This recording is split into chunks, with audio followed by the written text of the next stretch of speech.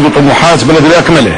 غادر المغرب عن سن العاشرة ليقيم رقة عائلته في فرنسا ليعود كواحد ممن يدافعون عن ألوان بلده. لعب 83 مباراة دولية، 3 أهداف تجسد مسيرته بكاملها.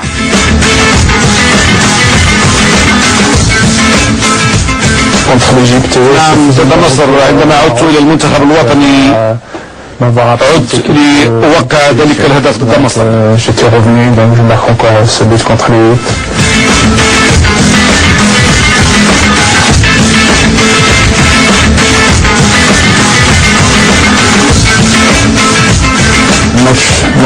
المباراة ضد النرويج كأس العالم 98 كان هدفا رائعا. كان الهدف الثاني الذي منحنا امتيازا ضد النرويج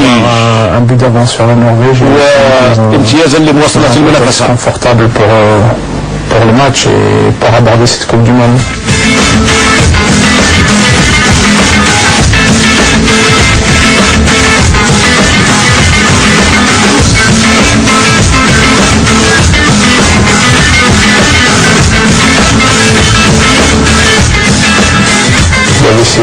ضربة المقص كلما فكرت فيها أقول لو حاولت إعادتها 1000 مرة ربما لن أضعها في شباك.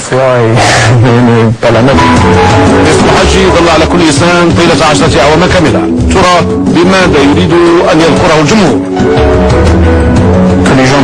يقولون أنني كنت سهل التعامل،